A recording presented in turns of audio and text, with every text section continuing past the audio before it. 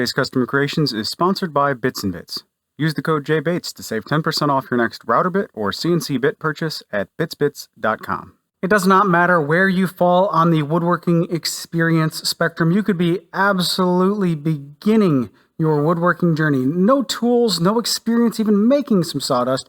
You just saw a video online that was inspiring and you thought, I want to do some woodworking. Or you're the opposite of that, someone who's been woodworking longer than I've been alive and you are very accomplished and know your way around all of the tools in the woodworking world. Those two people will answer the exact same question with everything that they do, whether it's literally asking and answering the question or whether it's just answering it through your own actions. The question is, should I build or should I buy? And there is no wrong answer to that. An assembly table, you can build or you can buy that. A woodworking workbench, a traditional hand tool, heavy duty woodworking workbench. You can build, you can buy, doesn't matter. Did you know, we all know that you can purchase a bandsaw and a table saw, but did you know you can make one? There are plans available to make a really nice high quality bandsaw and a high quality table saw. You can build them if you want to. There is no right or wrong answer. It's completely subjective. But there's one thing I'll tell you that I will absolutely not spend a single penny on ever again, and that is a commercially available push stick. And that's not because I'm a cheapskate. Yes, this is basically free, some scrap woods. Even if I had to buy the 2x6, maybe a little bit of hardwood and a screw, I'd still do that rather than purchase a commercially available push stick, because I genuinely think that this is the best push stick based upon what it can do, not necessarily based upon some animosity towards another company or ignorance of the other options out there. I've got a lot of other push sticks that are kind of expensive in my opinion and have all kinds of crazy features and attachments and all kinds of stuff that are in different colors, different types of materials to put on the bottom for more friction, different cleats on the back. I've got experience with those and I own those. This is the best push stick, hands down, without question, in my opinion. Now let me be a salesman, not sell you anything, but let me be a salesman and tell you why. You can make one of these. I'm not selling you anything. I have a free PDF that you can print off if you want to make the updated version of this. I took the time to make a PDF of two of these nested together, basically. Same design, slightly different shape, still stupid easy to make. So why is this the best push stick? First thing is length, 16 inches. I think 16 inches is the most perfect length for a push stick. Let me tell you why. Well, why do you want a push stick anyway? Well, the obvious reason for a push stick is you want to keep your hands, your limbs, your body parts away from the sharp objects that could potentially change your life forever. So 16 inches keeps your hands a little bit away as far as the full length of it. So on the exit side of your cut, like anything else, that 16-inch length is handy to just push stuff away, right? No brainer. You could use anything, any piece of wood offcut to push stuff away. It doesn't have to be a push stick, but 16 inches allows you to do that. But unlike some other push sticks that are really only beneficial in the middle or the end of your cut, this is beneficial even at the very beginning of your cut. So one thing that I do not want to do, and I have done many times in the past, is I don't want to grab the push stick in the middle of the cut. If at all possible, I want to start and stop my cut with this in my hand at all times. It's less fumbling around. It's less things to go reaching for in the middle of a cut. I don't want to leave it here, go halfway, and then start cutting. I don't want to lay it down on its side. I want this to be in my hands at all times. So the 16-inch length is handy for pieces that may not be small enough to completely balance on the table, right? So you may start it out way back here where there's no material support on the backside. So the 16-inch in length allows me to put material support way up there, or downward pressure way up there, without having to worry about it down here. So the push stick is still in my hand, and it's an extension of my hand, and it's doing a job. It is working. That'll allow me to use my other hand to push this forward as the push stick kind of stays stationary until the backside of my material line up with the backside of the push stick, where I can drop this down and then just use it as an actual push stick, all in one sweeping motion without having me to go reach for this thing. So I can push it through and then push it through however long I want, however much I want. So 16 inches in length is, in my opinion, the perfect length. And the second thing that I really, really like is the wide base. This is a 2x6, right? So 2x is a nominal measurement. It's not an actual measurement, right? 2x2 is 1.5 inches in thickness. So I have an 1.5 inch base, which is very handy for a couple different reasons. Number one, no matter where I set this down, in the most comfortable position is it's vertical. It feels awkward to set it down on its side because I have to twist unnaturally. So it feels appropriate to just set it down vertically every single time, and the base is stable enough to where it's always going to be vertical. It's always going to be ready to go at all times, and I'm not going to be fumbling around trying to get my hand in the right position. It's up and ready to go at all times. It's wide enough to sit on its own on the other side of the fence. If for whatever reason you're cutting a really long piece and you can't start the cut with it in your hand, you can still very easily just grab it and it's in a good orientation basically no matter what, because that 1.5 inches offers stability. That's another thing, stability through the cut. As I'm making my cut, I don't want to use something like 3/4 inch plywood or even 1/2 inch plywood. I know some people are fans of using 1/2 inch plywood as push stick material, and that's fine if you're comfortable with that. I don't like it because thinner materials tend to rock easier left and right. This is 1.5 inches in width, and it offers a little bit of stability to where I can get away with putting a little bit more right hand pressure towards the fence without it wanting to twist and rock on me. This little bit of stability, 1.5 inches, is pretty nice. Now it's 1.5 inches in width.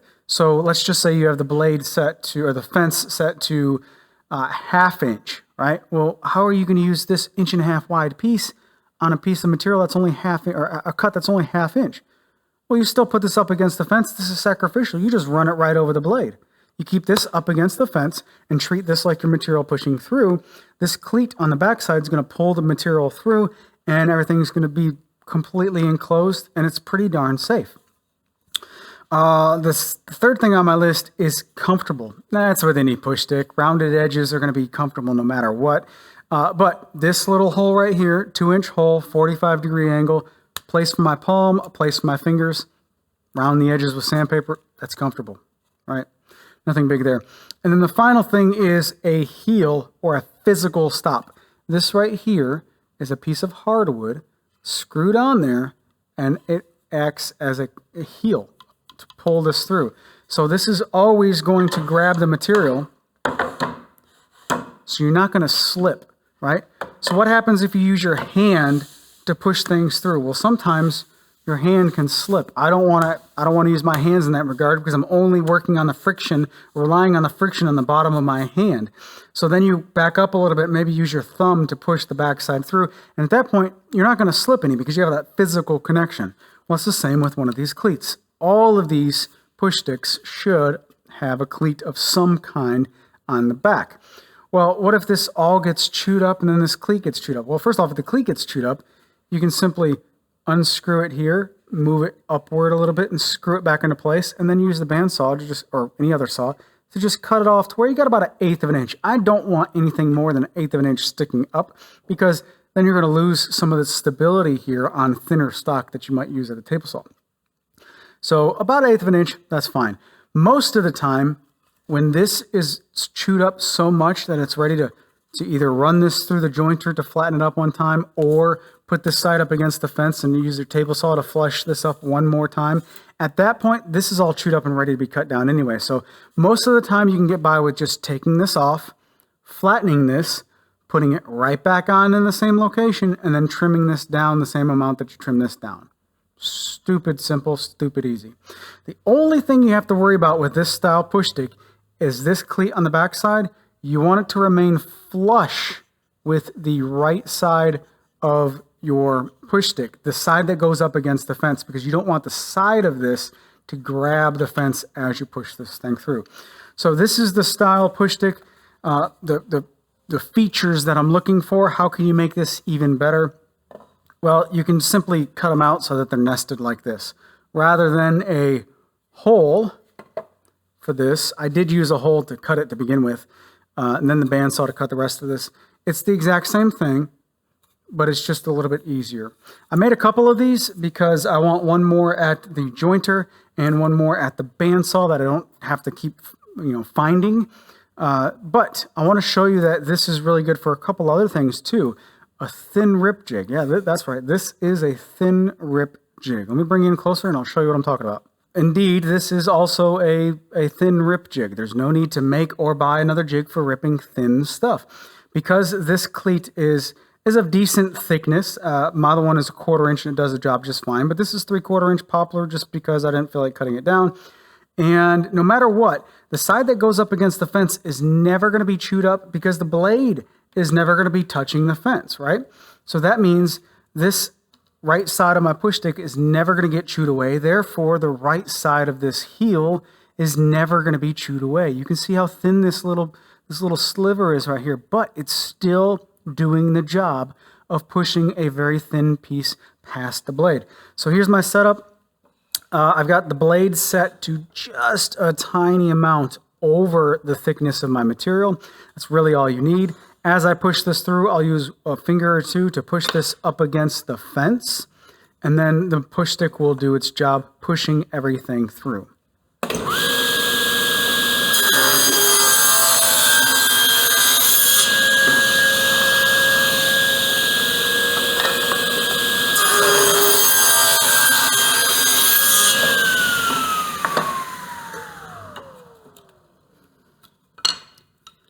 There we go, 2 quick cuts, 2 very, very thin pieces without ever changing the fence position or anything really.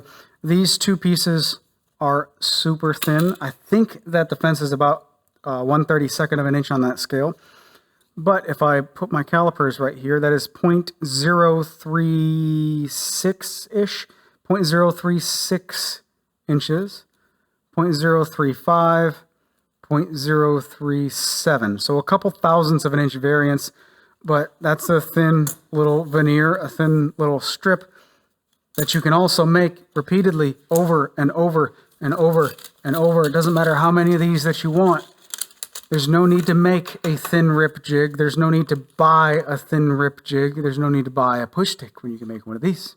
Here at the bandsaw, it's the exact same scenario, whether you're resawing a wide piece like this, you can push it through on its side like so. You're not going to be on the top. On the bandsaw, you're going to be pushing up against the fence on its side. Or if you're not using wide stock like this and you just have a small rip cut to make, you can still put this on its side, put this all the way up against the fence, and push through like normal. So it works just as well here at the bandsaw, except you're 90 degrees so that you can push against the fence rather than have downward pressure. This style push stick really shines here at the jointer. So it doesn't matter if you have a short piece like this, you can still use it the exact same way, or a longer piece like this, you use it the exact same way. But when you're jointing and planing, once you remove that rough sawn surface, things start to get a little slick sometimes. And this is also an area where I really hate using this style push pad because there's no physical grip. Once the grippy gets dusty, it's not going to grab that much and it's going to slide. There's the bottom friction here matters not at all if you have a physical stop on the back. If you have a physical stop on the back, bottom friction doesn't matter and you're always going to push through with very little effort. You don't have to have any grip strength here to just push this through because you can just literally push it through on the backside. Whereas in this, if you start to slip, then you're going to grab this tighter to put more downward pressure so you have more friction, and you're in this constant battle of losing friction. That's an unnecessary battle if you have this little cleat at the back side. The jointer is where I absolutely love this style push stick. There's nothing wrong with the original, so now I have 3 for the 3 main tools that these will be used at, the table saw, bandsaw, and the jointer. The simplest route, like I said, is to go with this one. Both of them function the exact same. They just look different. Simplest route is this one, just 16 inches long, cut an angle here, drill a hole, you're done basically, right? Nothing to print off for these. However, if you just have some 2x6s and you want to batch out a bunch of them to have forever, scatter them around your shop, this one can be cut out of, 2 of these can be cut out of 20 inches of 2x6. And I have a free PDF 1-to-1 template that you can download and print off and cut these. Basically, we're just using a drill to establish this radius, and the rest of it's at the bandsaw. All right, there you go. Easy peasy. Go to my website, jayscustomcreations.com/newsletter, and sign up for my email newsletter so you don't miss anything that I publish. You guys take care. Have a great day, and I'll talk to you in the next video.